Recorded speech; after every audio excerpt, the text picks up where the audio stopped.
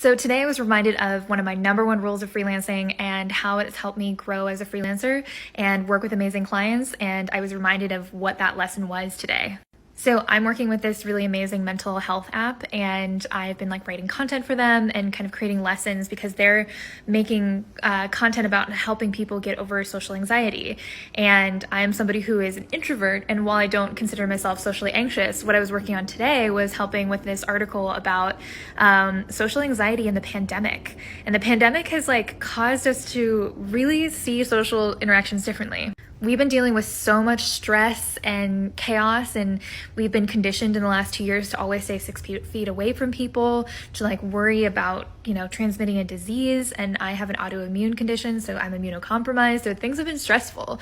And so today when I was working on this assignment and reading about how social anxiety has kind of evolved through the pandemic and how we've always been in the last 2 years only interacting through these screens and in public when we're masked, it feels really, really weird.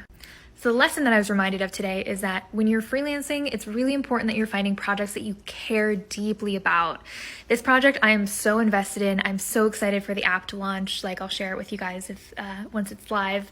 And I care so much about helping people with social anxiety because I feel like as an introvert, I do deal with moments where I feel a little awkward in public and feel a little anxious when I'm hanging out with people. And so I am so excited to be able to leverage my talents to help this company be able to help other people. And so when I wake up in the morning and I get to work on this project, I'm excited. I am so thrilled to be able to help them and to be paid for it. And that's fantastic. And so it's when you're freelancing, it should feel like you're doing something good for somebody you care about.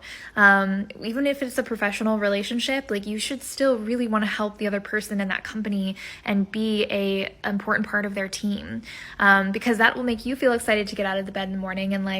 And that way it's not just you're just doing jobs for money and you don't really care. Finding ways and things that you're invested in will help you get more excited about the work. In the past, I often took on jobs that I was just yeah, I'll do it. But now I'm very, very picky about what I take on because I found that my energy levels are higher and I'm able to make more and just be happier and have a better quality of life when everything that I'm doing feels very aligned with what I care about. And so finding alignment with the projects that you really resonate with will not only help you put out better work as a freelancer, but will also just make your day-to-day better. So if there's a project you're on where you're ooh, I don't know how I feel about this project, or I don't know how I feel about this client, they're giving me a hard time, then maybe you shouldn't re-up your contract with that client. Maybe it's time to find better clients. Follow me for more freelancing tips.